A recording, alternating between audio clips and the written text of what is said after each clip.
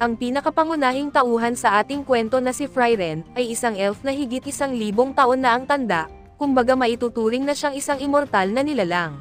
Sa mundong nababalot ng mahika, si Frieren ay isang elf na salamangkero na kung saan naglalakbay siya upang mangalap ng iba't ibang uri ng spells. Sa kanyang mga paglalakbay, ay may nakakasalamuha siyang iba't ibang mga tao, ang ilan sa kanila ay kanyang mga naging malapit na kaibigan at kasamahan. Bagaman nasa panibagong yugto na ng pag-iiral ang buong sangkatauhan, kung saan laganap ang mga nakakagamit ng magic ay nagkalat naman sa buong lupalop ng sanlibutan ang mapaminsalang mga demonyo na patuloy na nananalasa sa mapayapang mundo. Sa anime na ito ay mas lubos nating mauunawaan ang kahalagahan ng oras, sapagkat sinisisad ng animeng ito ang kahulugan ng interesanteng konsepto ng immortalidad.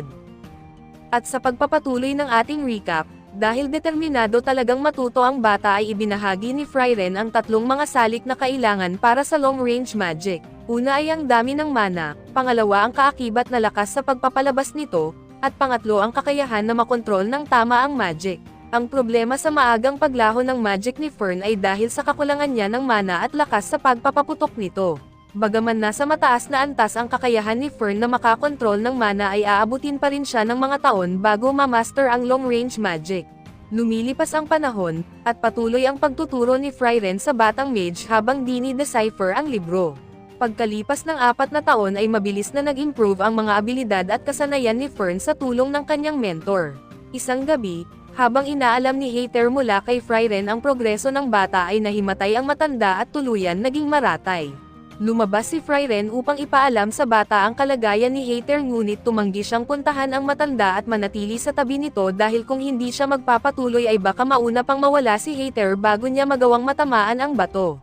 Naalala ni Fern kung paano siya iniligtas ng pari mula sa pagpapatiwakal matapos mamatay ang kanyang mga magulang sa isang digmaan. Nais ng bata na patunayan na kaya niyang alagaan ang kanyang sarili para kapag pumanaw na si Hater ay alam ng pari na may kabuluhan ang pagligtas niya sa kanya. Dahil sa determinasyon ni Fern ay naintindihan ni Frieren ang nais ng bata at hinayaan niya itong tuparin ang kanyang layunin. Nang tapos ng maisalin ni Frieren ang grimoire ay ipinaalam niya kay Hater na walang kahit anong spells ang nagbibigay ng immortalidad o kapangyarihang buhayin ang mga patay. Ngunit hindi na sorpresa ang matanda sa kanyang nalaman dahil hindi naman talaga siya umasa na may makikitang ganon si Frieren sa libro. Tinanong niya ulit kay Frieren ang progreso ng bata at sinabi ng babae na sa puntong ito ay masasabi niyang naging ganap ng ang mage si Fern na lubhang ikinatuwa ng pari. Dahil ngayon ay hindi na umano magiging pabigat si Fern sa kanya at agad namang napagtanto ni Frieren na naisahan siya ni Hater na turuan ang bata upang maisama niya ito sa kanyang paglalakbay ng hindi nakakaabala. Hiniling ni Hater sa babae na dalhin niya si Fern at umalis sila sa nayon mamayang gabi dahil ayaw niyang makaranas uli ang bata ng matinding sakit sa kanyang pagpanaw. Gayunpaman ay tumanggi ang babae dahil hinahanda na raw ng bata ang kanyang sarili upang magpaalam kung sakaling siya ay mamaalam na sa mundo. Nagsimulang lumuha si Frieren at nakikiusap sa kanya na bigyan ng maayos na pamamaalam ang bata at gumawa sila ng maraming alaala hanggat maaari bago dumating ang kanyang oras. Matapos pumanaw ang pari ay dinala ni Frieren si Fern sa ilalim ng kanyang pangangalaga at nagsimulang maglakbay ang dalawa habang gumagawa ng mga kakaibang trabaho kapalit ng mga spells. Nakatagpo ang dalawa ng isang matandang albularyo at nakiusap sa kanila na linisin ang estatwa ni Himmel at ibalik ito sa dati nitong kaluwalhatian. Matapos malinis ang rebulto ay nagmungkahi ang matanda na maglagay sila ng mga bulaklak sa paligid nito para maging makulay. Naisip ni Frieren na gumamit ng Blue Moon Flowers na paborito ni Himmel ngunit hindi niya pa nakita ang mga ito at hindi niya ito kayang i-conjure gamit ang kanyang magic. Sa kasamaang palad, sinabi ng matanda na ilang dekada na rin ang nakalipas magmula nang huli silang makakita ng ganong bulaklak sa lugar. Pagkaraan ng 6 na buwan ay hindi pa rin nagbunga ang kanilang paghahanap at nagsimulang mag-alala si Fern na baka sinasayang lang nila ang kanilang oras sa paghahanap sa isang bagay na hindi naman talaga umiiral. Binigyan si Fern ng albularyo ng mga buto na kaugnay sa species ng bulaklak at sinabing maiintindihan ni Frieren kung sasabihin niya sa babae ang kanyang mga suliranin. Pinakinggan siya ni Frieren at sinabi ng elf na malapit na niyang ihinto ang kanyang paghahanap. Nagsimulang magprotesta si Fern tungkol sa kung ano ang ibig sabihin ng malapit para sa isang elf nang ninakaw ng isang daga ang kanilang supot. Agad nilang sinundan ang daga patungo sa isang abandonadong tore sa kagubatan kung saan nakakita si Frieren ng isang asol na talulot.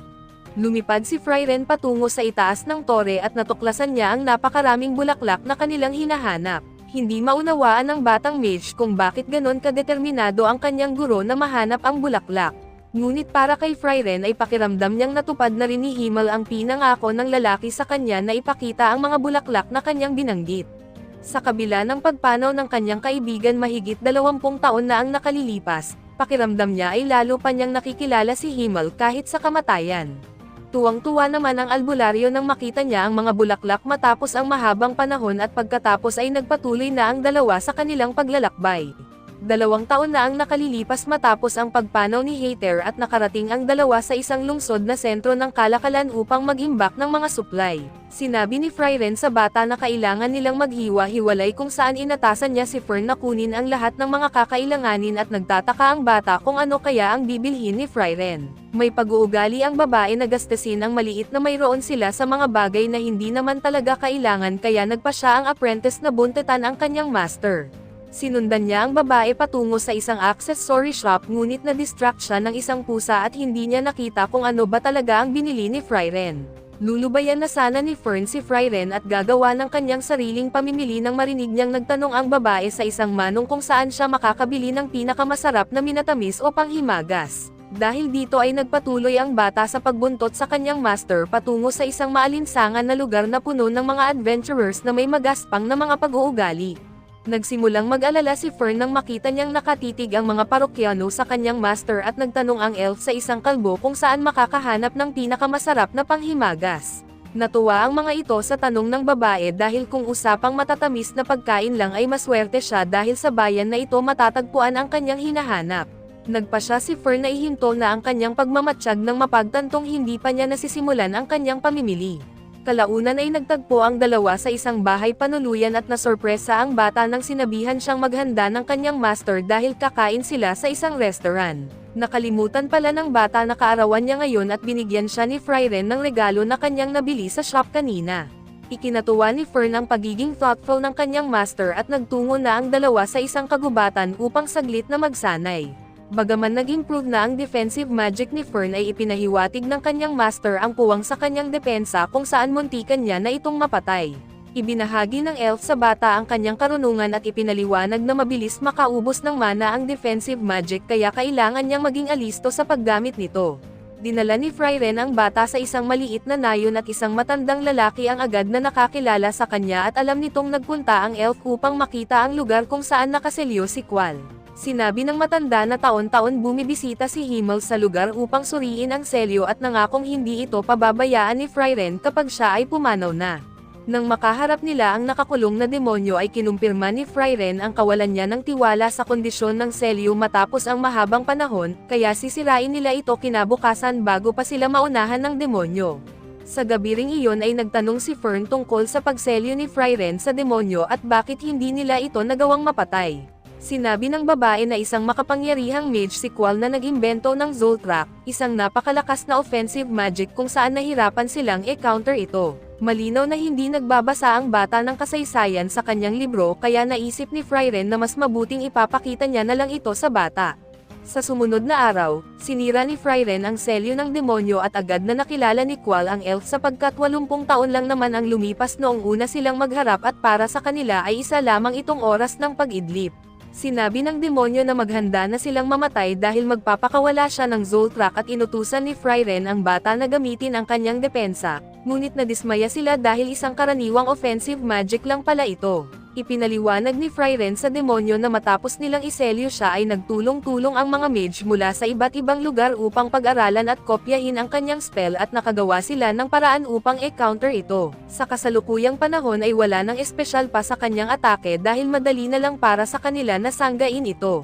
Sandaling pinag-aralan ni Qual ang kanilang depensa at sinubukang lunurin sila sa pamamagitan ng pag-ubos sa kanilang mana. Dinestruct ni Fern ang demonyo habang lumutang naman si Frieren sa ere at binanggit ang Zoltrak kung saan lubhang nabutas ang katawan ni Qual nang bigo nitong masangga ang sarili nitong spell. Abangan ang karugtong ng recap. Maraming salamat! Siguraduhing nakasubscribe sa aking channel at pakihit na rin ang notification bell para updated sa mga susunod na video. Maraming salamat sa panonood!